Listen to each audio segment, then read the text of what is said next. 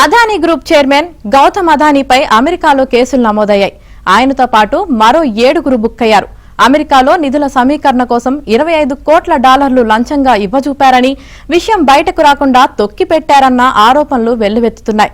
పోర్టులు, ఎయిర్పోర్ట్ల నుంచి solar energy వరకు లక్షల కోట్ల వ్యాపారాలు చేస్తున్న గౌతమ్ అదానీపై వచ్చిన అభియోగాలేంటి?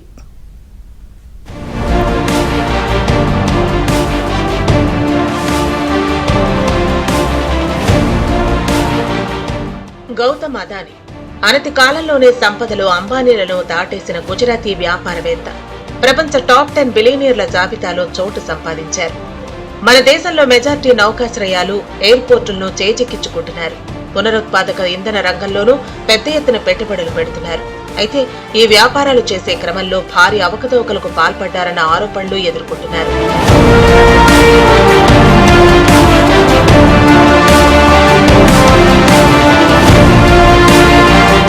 భారత్లో భారీ సోలార్ ఎనర్జీ ప్రాజెక్టును దక్కించుకునేందుకు గౌతమ్ అదానీ మరో 7గురితో కలిసి అధికారులకు లంచాలు ఆఫర్ చేసినట్లు అమెరికా FBI అభియోగాలు నమోదు చేసింది.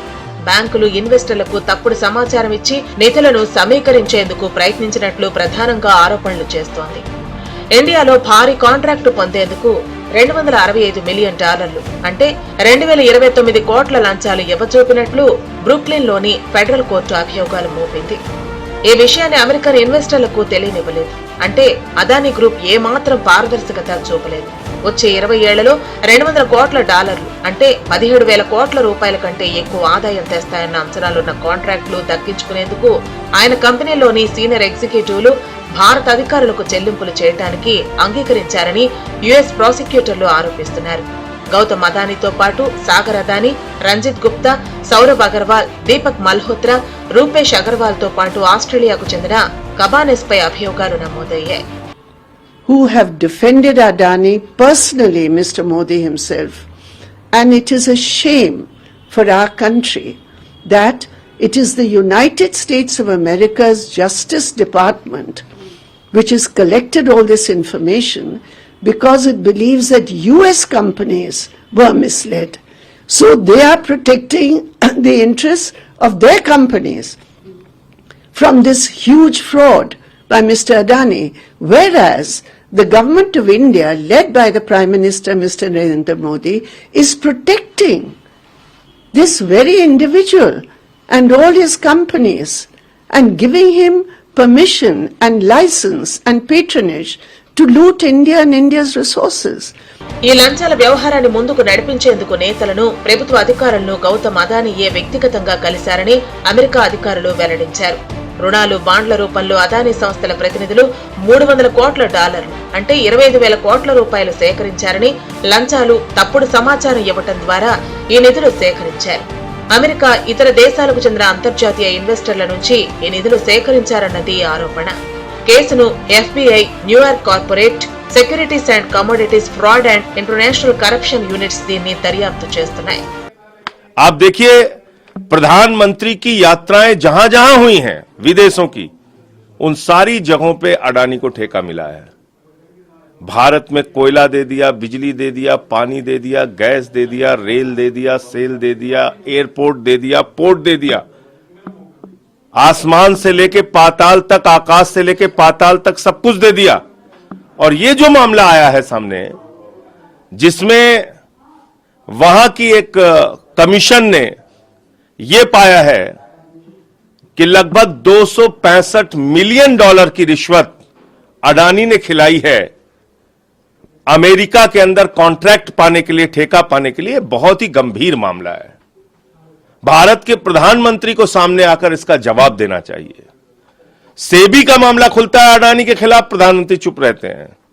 हिंडनबर्ग का मामला खुलता है, प्रधानमंत्री चुप रहते हैं. और अब तो उनके बहुत ही प्यारे दोस्त ट्रंप की सरकार है अमेरिका में, उस सरकार में भी अडानी के खिलाफ यह मामला सामने आया है. प्रधानमंत्री को सामने आके बताना चाहिए. Solar energy corporation of India limited సెకీతో జరిగిన ఒప్పందం స్కామ్ లో జగన్ సర్కార్ పేరు ప్రముఖంగా వినిపిస్తోంది. గత ప్రభుత్వ హయాంలో కొందరు నేతలు, అధికారులు 1750 కోట్ల రూపాయల వరకు లంచాలను పుచ్చుకున్నట్లు బ్రూక్లిన్ కోర్టులో చేసిన ఆరోపణల్లో ఉంది. ఈ స్కామ్ మొత్తం 2019-24 మధ్య జరిగింది. 2021లో గౌతమ్ అదానీ వ్యక్తిగతంగా నాటి ముఖ్యమంత్రి వైఎస్ జగన్ తో భేటీ అయ్యారు.